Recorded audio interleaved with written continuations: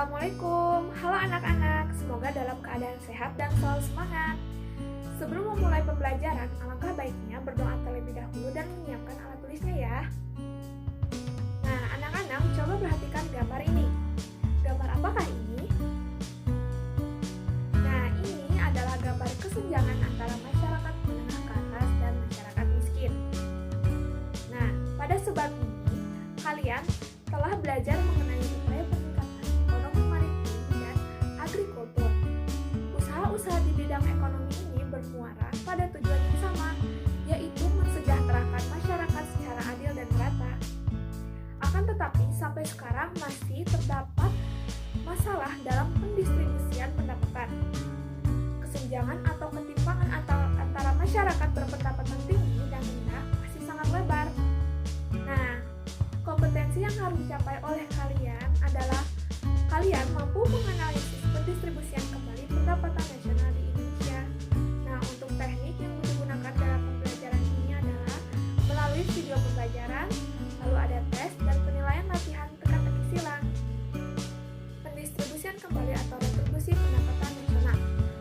Selisih besaran pendapatan yang diterima masyarakat kelas atas dan kelas bawah masih besar.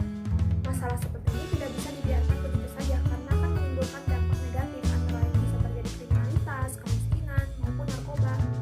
Nah, oleh karena itu diperlukan pendistribusian pendapatan dalam masyarakat secara adil. Nah, apa sih pengertian dari retribusi pendapatan? Nah, retribusi atau pendistribusian kembali pendapatan adalah pendistribusian kembali pendapatan masyarakat kelompok kaya kepada masyarakat kelompok miskin, baik dari pajak ataupun pungutan-pungutan lain. Retribusi pendapatan dilakukan sebagai salah satu bentuk jaminan sosial yang dilakukan negara kepada masyarakat. Retribusi pendapatan bisa berbentuk vertikal dan horizontal. Nah, untuk yang vertikal ini merujuk pada transfer uang dari orang kaya ke orang miskin. Nah, di sini jaminan sosial merupakan bentuk dukungan warga masyarakat yang kuat kepada warga masyarakat yang lemah secara ekonomi. Selanjutnya ada retribusi horizontal. Adalah transfer uang antar kelompok, yaitu dari kelompok satu ke kelompok lain. Misalkan dari kelompok laki-laki ke perempuan, dari orang dewasa kepada anak-anak, dari remaja ke orang tua. Dan retribusi horizontal dapat pula bersifat antar pribadi. Program retribusi untuk pemerataan distribusi pendapatan di Indonesia. Dalam rangka mewujudkan retribusi pendapatan di Indonesia, untuk dapat memeratakan pembangunan, pemerintah telah melakukan beberapa strategi, antara lain dengan merealisasikan beberapa program pemerintah. Nah, yang pertama itu ada program pemberian jaminan akses kebutuhan dasar bagi rakyat bawah.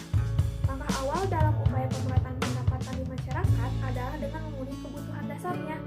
Nah, mencakup seperti sandang, pangan, papan, akses kesehatan, dan pendidikan.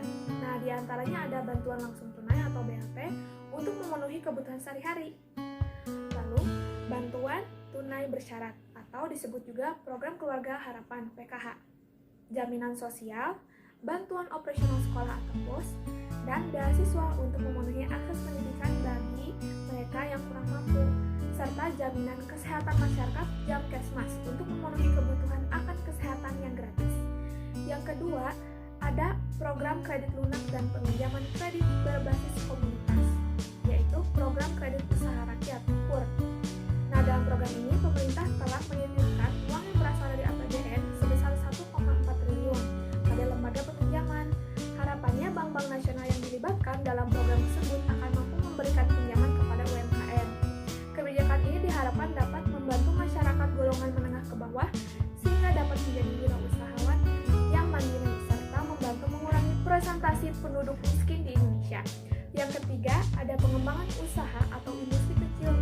Program nasional pemberdayaan masyarakat mandiri pedesaan, disingkat menjadi PMP Mandiri Pedesaan, merupakan salah satu mekanisme program pemberdayaan masyarakat dalam upaya mempercepat pemerataan pendapatan, penanggulangan kemiskinan, dan peluasan kesempatan kerja. Yang keempat, ada pemerintah bekerja sama dengan swasta lokal dan asing untuk menjalankan program Corporate Social Responsibility. Nah, diharapkan golongan masyarakat bawah, buruh, dan usaha-usaha bisa mendapatkan kesempatan untuk ikut dalam kegiatan ekonomi yang produktif secara keseluruhan, bukan hanya segelintir pengusaha yang dapat perlakuan khusus. Yang kelima, pemerintah konsisten mewujudkan kebijakan penegakan hukum dan keadilan ekonomi. Hukum dan keadilan ekonomi yang tidak mendiskriminasikan golongan miskin merupakan modal awal sehingga kebijakan retribusi yang diambil pemerintah menjadi efektif untuk mengurangi atau menghilangkan ketimpangan pendapatan yang ada di Indonesia.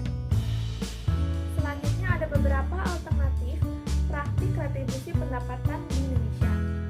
Nah, pemerintah sebagai pembuat kebijakan mengusahakan beberapa hal terkait dengan alternatif pendistribusian pendapatan, yaitu ada dua. Pertama, subsidi. Dalam rangka pendistribusian pendapatan, pemerintah berupaya untuk mendorong usaha kecil dan menengah agar tetap hidup dan memiliki daya saing. Maka dari itu, pemerintah memberikan subsidi baik berupa potongan harga ataupun memberikan tambahan modal kepada produsen. Contohnya itu seperti subsidi pupuk kepada petani. Nah, subsidi pupuk dari pemerintah kepada petani dimaksudkan supaya petani dapat menekan biaya produksi. Dengan harga pupuk yang lebih rendah, diharapkan para petani dapat menjual hasil pertanian dengan harga yang lebih rendah sehingga dapat bersaing. Selanjutnya ada subsidi BBM, diperuntukkan bagi kalangan menengah ke bawah. Pemberian subsidi bahan bakar ini diharapkan dapat menekan beban biaya transportasi masyarakat. Yang kedua yang paling penting adalah pengenaan pajak. Pajak merupakan sumber penerimaan terbesar negara. Berbagai proyek pemerintah dibiayai dari hasil pembayaran pajak dari masyarakat. Pemberian subsidi kepada masyarakat juga berasal dari pendapatan pajak. Dengan demikian, pajak dan subsidi merupakan alat utama dalam pendistribusian pendapatan. Pajak merupakan sejumlah uang tunai yang dibayarkan oleh rakyat kepada negara yang sifatnya dapat dipaksakan berdasarkan undang-undang. Pajak yang diterima pemerintah digunakan untuk membiayai pembangunan dan hasil pembangunan inilah yang akan kembali ke rakyat. Nah, kesimpulannya, pendistribusian kembali pendapatan adalah pendistribusian kembali pendapatan masyarakat kelompok kaya kepada masyarakat kelompok miskin, baik berasal dari pajak ataupun pungutan-pungutan lain. Retribusi pendapatan dilakukan sebagai salah satu bentuk jaminan sosial yang dilakukan negara kepada masyarakat. Alhamdulillah, semua materi telah tersampaikan. Jika ada pertanyaan, boleh ditanyakan melalui WhatsApp grup kelas. Untuk penugasan